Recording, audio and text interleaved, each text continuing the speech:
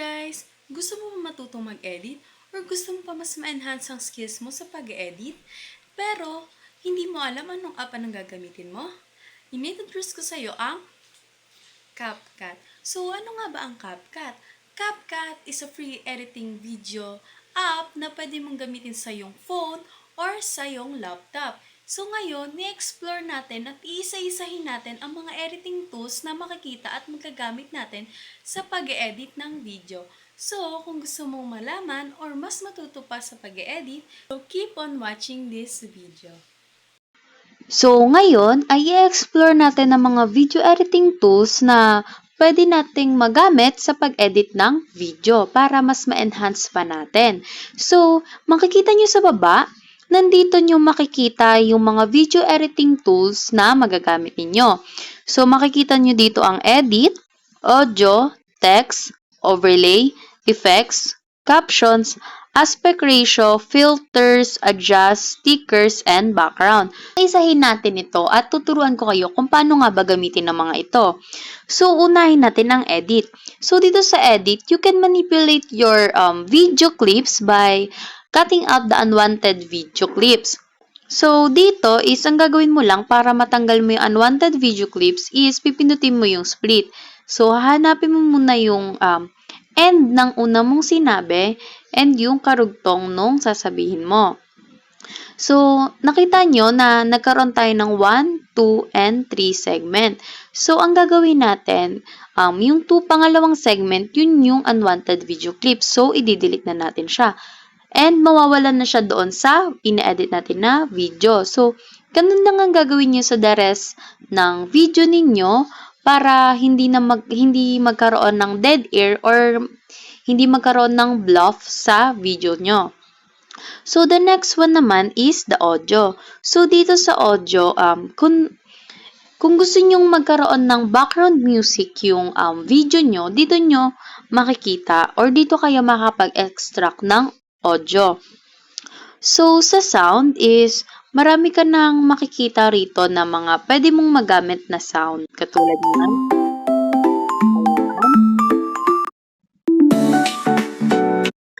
and kung gusto mo naman yung audio mo is galing sa gallery mo, ang gagawin mo lang is pupunta ka sa extract. So, mag-auto na mapupunta ka sa gallery mo. Then, hahanapin mo lang yung audio na gagamitin mo. Then, pipinutin mo lang sa baba yung extract and add audio. So, automatic na yun na mag-add as a audio.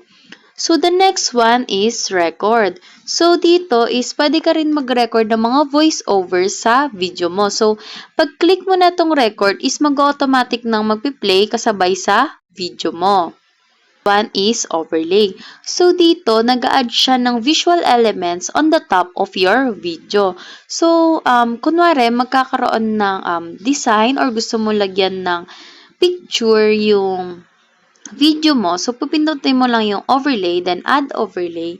Then, mapupunta ka na sa gallery mo. So, mag-add ka lang dyan ng overlay picture na pwede mong magamit. Pwedeng masakop niya yung video mo or pwede namang paspalitin mo pa siya. Tulad niyan. Next one naman is the caption. So, sa caption is dito, yung mga sinasabi or yung mga audio na galing sa video or sa sound mo is pwede mo siyang i-add as a caption. So, ang gagawin mo lang is pipunta ka lang ng caption is tapos marami ka ng template na pagpipilian dito. And kapag nakapagpili ka na ng template, pwede mo na siyang i-generate. Then, yung audio na nasa video mo is automatic na siyang mag-generate kasi AI na yung gumawa nun for you. Katulad niyan.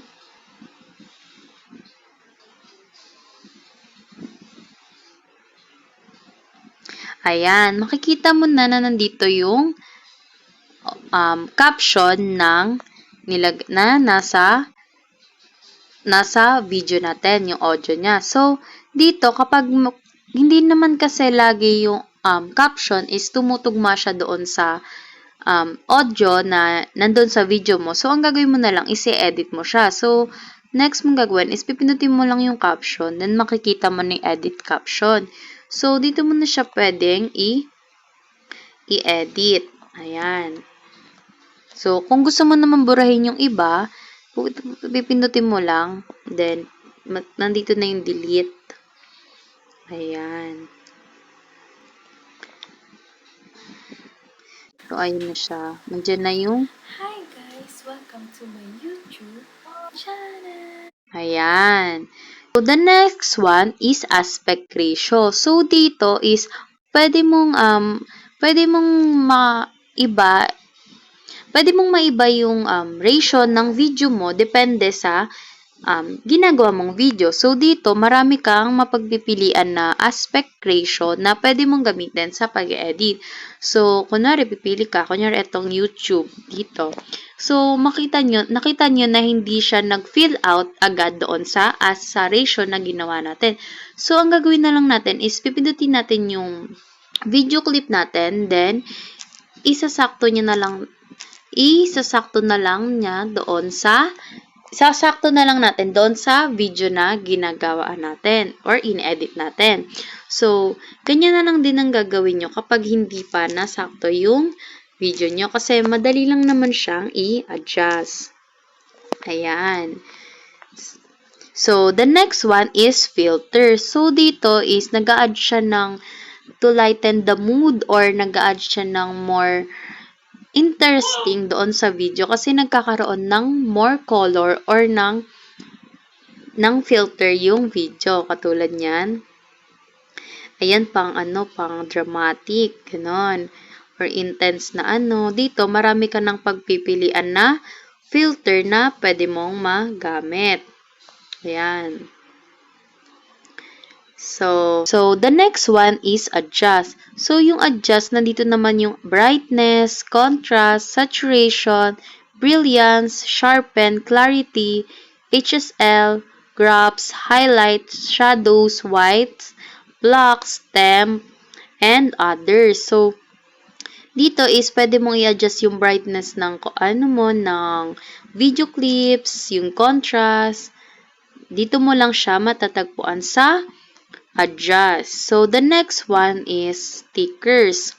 So, sa stickers is nag-a-add siya ng design doon sa video na ginagawa mo. So, pwede mo siyang ilagay dito. Ayan, pwede kang mag-add ng more. Kasi wala naman siyang limit kung ilan lang ang pwede mong i-add. Ayan. Pwede mo, marami ka din ditong pagpipilian. Katulad ng mga yan. So, ito naman is parang sa paggawa ng YouTube video. So, dito is makikita mo siya. Ayan, marami kang pagpipilian dito na stickers na pwede mong magamit. Ayan, no? Ayan. Then, kunwari, meron kang stickers, then hindi mo naman gusto lahat makita siya sa iisang video clip lang. So, ang gagawin mo is pwede mo siyang i-adjust. Ayan. Pwede mo siyang i-adjust. Then, katulad nga sa kanina sa edit, pwede mo rin tong ma-split. So, kunwari, hanggang dyan lang, i-split mo lang, then delete. So, ito din, lagay natin siya sa dulo. Ayan, pwede mo siyang ma-edit. Ayan. Hi guys! Welcome Hindi to siya my YouTube sabay-sabay na nakikita sa videos. So, the next one is sa background. So, dito sa background is, background lang siya ng video nyo. So, meron dito yung colors, iba't ibang colors. Image naman, ito, yan. Pwede rin siya sa gallery nyo. Yung gallery nyo na pictures, sa gallery nyo na pictures. So, paano nga ba or saan nga ba makikita tong background na ito? So, kunwari, nag-choose tayo ng color. So, makikita nyo siya dyan. Ayan. Nakita na natin yung background. Pwede rin naman yung naka-blur lang yung video clip na ginamit natin. So, meron tayong nalagpasan na editing tools at ayun ang text. So, sa text is, dito is pwede ka mag-add ng text sa video mo. Katulad niyan. Ayan. So, meron, sa text naman dito is pagpunta ka ng style, dito mo makikita ang iba't ibang fonts na pwede mong i-apply sa video, sa text na inad mo. So, katulad niyan. So, meron ditong style, effects, animation, bubbles, and presets. So, sa fonts, marami kang pagpipilian. Then, sa style naman, dito naman yung nagkakaroon ng background, yung text na nilagay mo. Ayan, katulad niyan. Pwede mo rin dito maiba yung colors na ilalagay sa text. So, sa effects naman is, ito yung makikita mo. Kung gusto mong mas colorful or mas marami pang effects yung text na nilagay mo, dito ka pupunta sa effects. Marami ka ritong pagpipilian. So, the next one is animation. So, animation naman is, it is like a transition, pero sa text siya nag-a-apply. So, marami ka na rin ditong pagpipilian na pwede mong magamit. Pwede kang, meron ditong in, out, and loop. Sa in, pagpasok ng text. Out is paglabas ng text sa video clips. So, ang loop naman is para na dyan siyang pinagsamang in and out sa text. Pero, meron siyang katulad niyan, ganyan na effects.